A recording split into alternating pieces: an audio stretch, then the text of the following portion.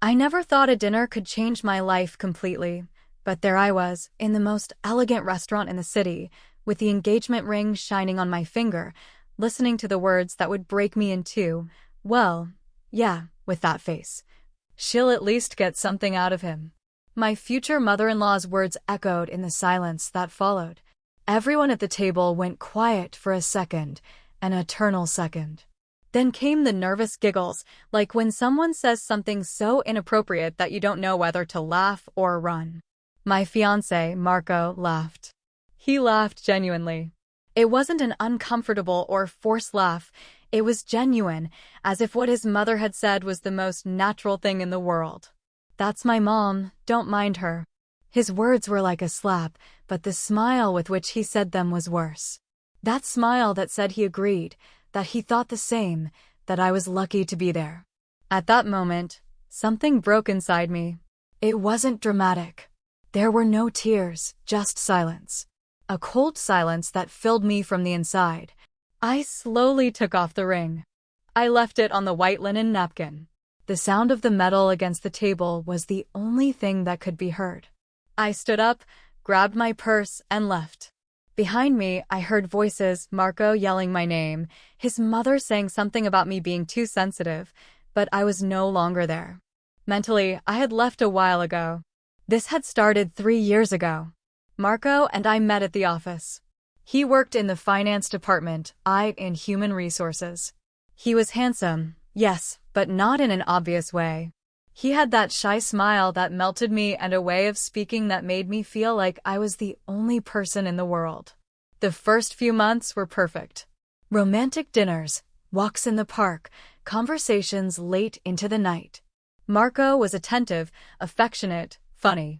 Everything I had dreamed of in a man. The first time he mentioned his mother should have been a red flag. "My mom is going to adore you, but you know how mothers are. Sometimes she says things without thinking." Things without thinking. In retrospect, his mother thought very carefully about every word she said. Every comment was calculated to hurt. The first time I met her was at her house, a beautiful house in the best neighborhood in the city.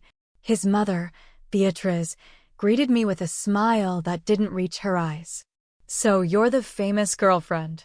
Marco has told me so much about you." She smiled as she examined me from head to toe.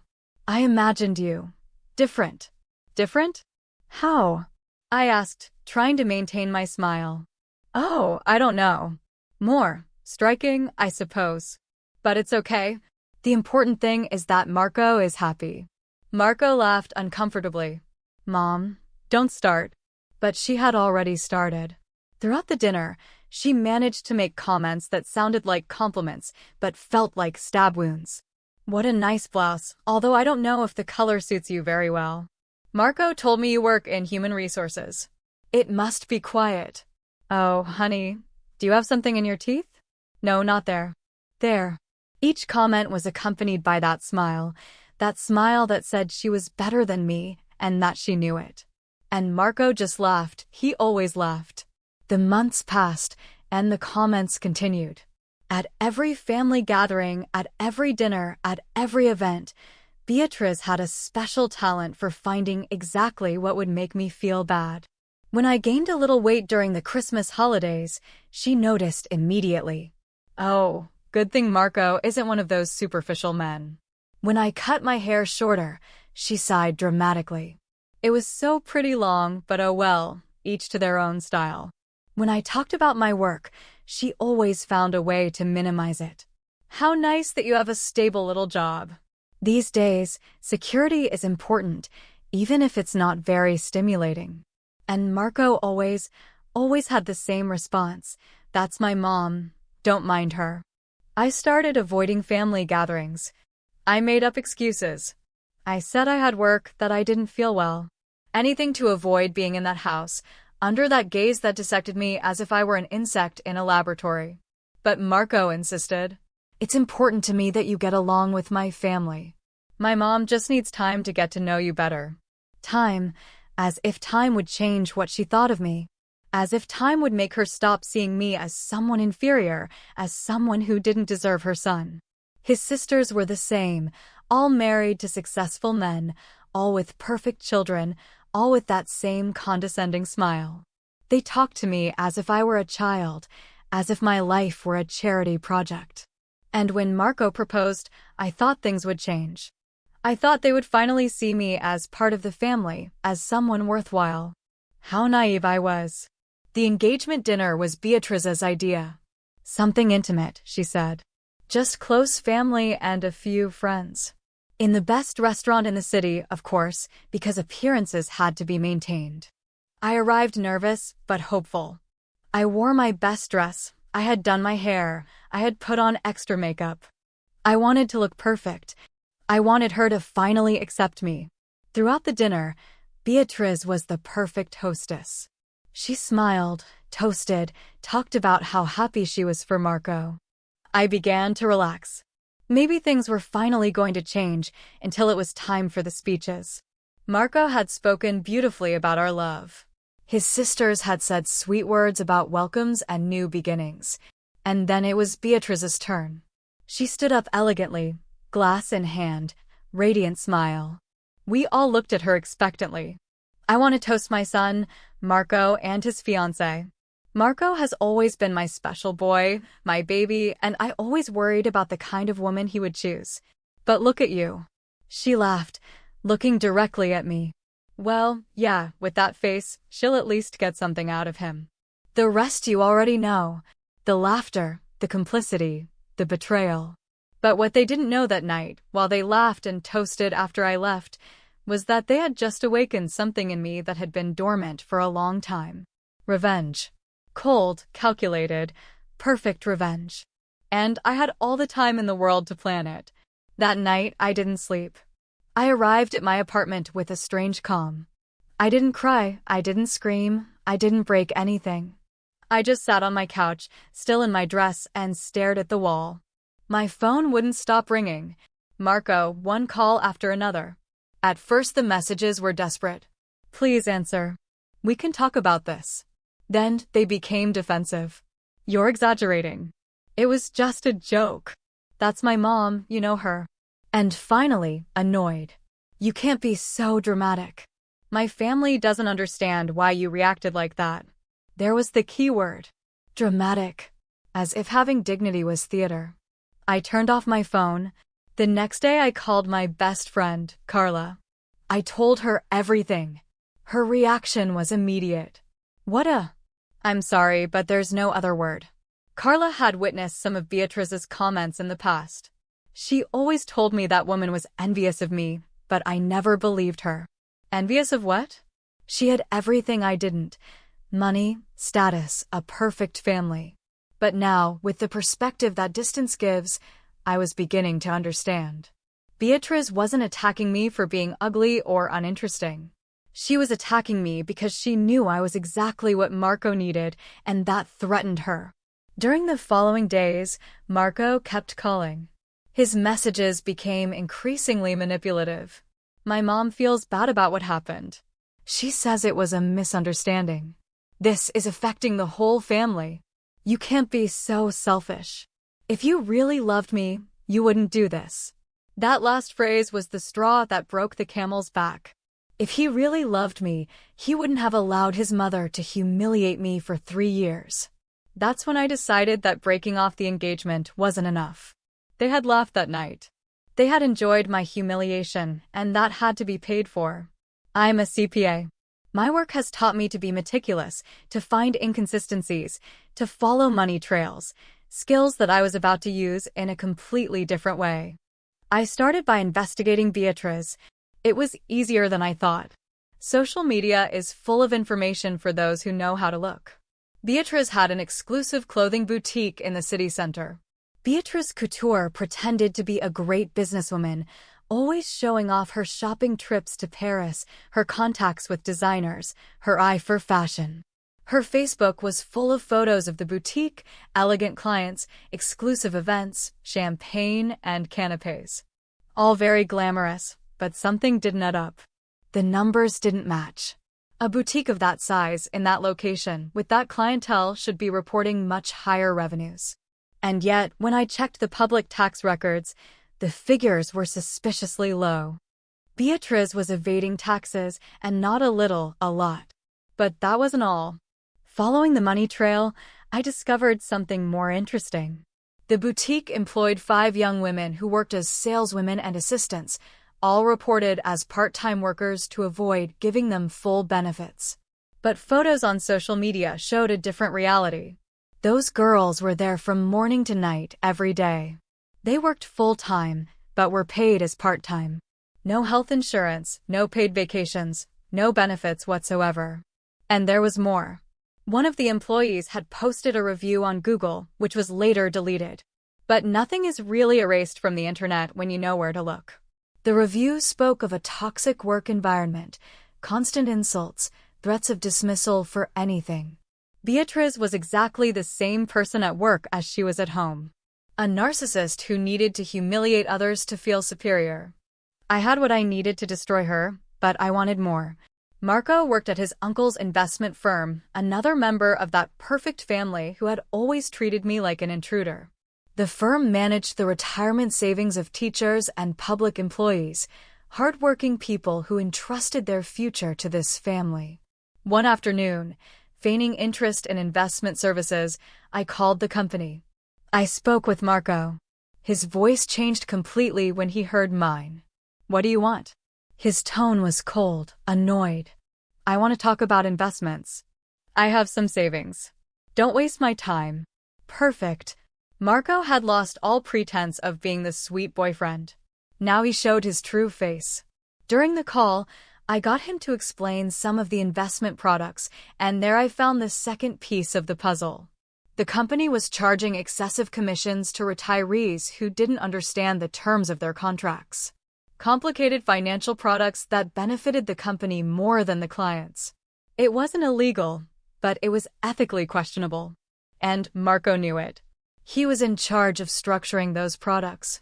Now I had information about the mother and the son, but I needed the perfect moment to use it. The opportunity came 2 weeks later. Beatriz had organized a charity event at her boutique, an auction to raise funds for children with cancer. Of course, she would be the star hostess, the generous benefactor who donated her time and space for a noble cause. Photos of the event were everywhere on social media. Beatriz posing with giant checks, smiling for the cameras, receiving recognition from the community. It was perfect. Public, visible, with many witnesses. I started making calls. First, to the tax service. I had detailed documentation of the discrepancies in Beatriz's reports. Invoices that didn't match reported income, misclassified employees, fraudulent deductions. Second, to the Labor Department. The boutique employees were being exploited. I had evidence of actual versus reported hours, documented threats, a hostile work environment. Third, to an investigative journalist from the local newspaper, someone I know from college who is always looking for stories about corruption and abuse of power. Each call was strategic. I didn't mention my personal relationship with the family. I simply presented the facts as a concerned citizen who had discovered irregularities. The investigations began immediately. Meanwhile, I continued to gather information about the investment firm. I contacted some of the older clients, posing as a personal finance researcher. Many of them didn't really understand what they had invested their money in. One of them, a retired teacher named Mr. Roberto, broke my heart. I just wanted my money to be safe, to leave something to my grandchildren, but every month it seems like I have less. Mr. Roberto had invested his life savings in one of the products that Marco had structured, a product that was eating away at his savings and hidden commissions. That conversation finally convinced me. This was no longer just personal revenge, it was justice. I contacted more clients, documented more cases, prepared a complete dossier on the company's practices. 3 weeks after the engagement dinner, everything was ready. The tax and labor investigations were underway. The journalist had his story almost ready. The scammed clients were being contacted by lawyers specializing in financial fraud. It was time to light the fuse, but before that, I had one more call to make. The call I had to make was to Marco. I dialed his number on a Tuesday morning, exactly 1 month after the engagement dinner. I knew he would be at the office, probably selling another misleading financial product to some unsuspecting retiree. Hello. His voice sounded tired. Weeks had passed without contact. Hello, Marco. I wanted you to know that I accept your apologies. My apologies? I never apologized. You're right, but you will. What are you talking about? I just wanted to give you a chance to get ahead of what's coming. You can call your mom right now and ask her to close her boutique. You can quit your job and look for something honest. And you can publicly apologize for everything you did to me. You're crazy. Maybe. But I'm not stupid, and you're about to discover the difference. I hung up. An hour later, the show began. Tax inspectors arrived at Beatrice Couture at 10 a.m., just when the boutique was full of elegant clients having coffee and looking at the new collection. According to what one of the employees told me later, Beatrice went pale when she saw the credentials. She tried to maintain her composure, smiling nervously at her clients while whispering to the inspectors. We need to check your accounting books now. But I have clients. Can't you come back later? Ma'am, this isn't a suggestion. The clients started leaving one by one. Nobody wants to be around when the IRS arrives. In 30 minutes, the boutique was empty. The inspectors stayed all day. They reviewed every invoice, every receipt, every record, and they found exactly what I knew they would find. Meanwhile, the Labor Department arrived to interview the employees. That's when things got really interesting. The girls, seeing that someone was finally asking them about their working conditions, let loose. 3 years of abuse came to light. Shouts, insults, threats, slave-like schedules, unpaid overtime, illegal deductions from their salaries for imaginary mistakes. One of them, Patricia, cried as she told how Beatrice had forced her to work the day of her father's funeral. She told me that if I didn't come, I shouldn't come back. I had to choose between saying goodbye to my dad or losing my job. That testimony was devastating, and it was all recorded. But the best came in the afternoon. The journalist's article was published online at 3 p.m. The headline was perfect. Luxury boutique exploits employees while evading millions in taxes. But it wasn't just an article about the boutique.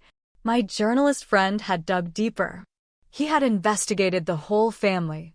The second part of the article talked about the investment firm and its questionable practices with retirees. Names, figures, testimonies. Mr. Roberto had agreed to talk, and his story was heartbreaking. I trusted them because they seemed like good people. Now I don't know how I'm going to pay for my medicine. In 3 hours, the article had gone viral on social media. The comments were ruthless. The outrage was palpable. At 6 p.m. my phone rang. Marco, what did you do? His voice was shaking with rage. Justice.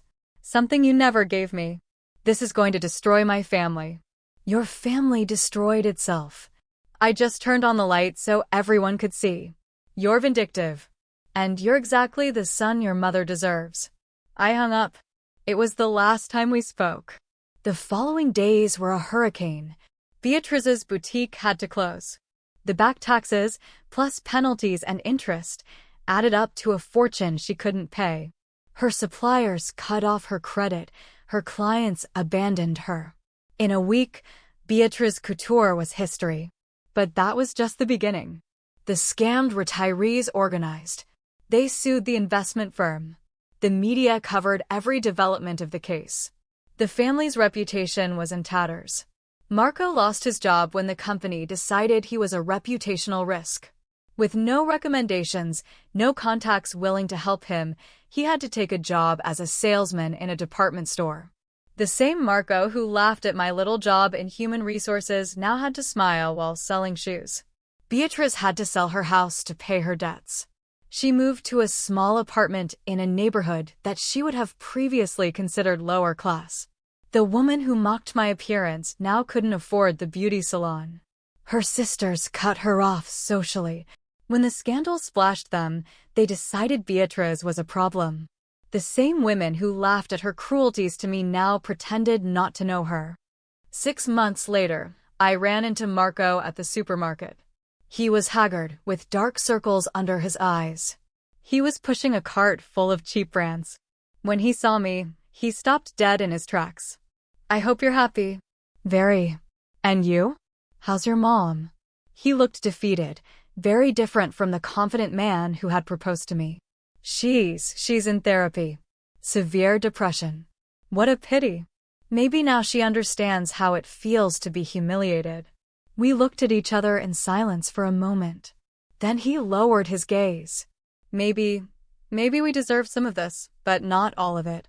Marco, you mocked me for 3 years. You made me feel inferior, ugly, lucky to be with you. And when it finally blew up in my face, you laughed. You laughed at my pain. I know, but there are no buts. You thought I was a poor little thing with no options, that I had to endure any humiliation because I was lucky to have you. You were wrong. I turned to leave, but he stopped me. Did you ever really love me? The question surprised me. For a second, I remembered the sweet Marco of the first few months, before his family showed who they were, before he chose his mother over me, again and again. Yes, I loved you. But I loved someone who turned out not to exist. And I left. That was the last time I saw him. Today, 2 years later, I have a completely new life. I changed jobs, moved to another city, met new people, people who value me for who I am, not for what they can get out of me. Sometimes I look for news of the family online. Beatriz never recovered financially. She lives in social obscurity, working in a call center. Marco is still selling shoes. Single, with no prospects. Do I feel bad? Honestly, no. They thought they could humiliate me without consequences, that I was too weak, too in love, too desperate to defend myself. They were wrong. Because it turns out that when you humiliate the wrong person, that person can remind you that dignity is not negotiable, and that revenge, served cold and with patience, tastes exactly like justice. The next time you see someone with that face, remember that you never know what they're capable of. I made sure of it. True love defends you. True love doesn't allow you to become the family joke. True love doesn't tell you, "Don't mind her," when someone hurts you.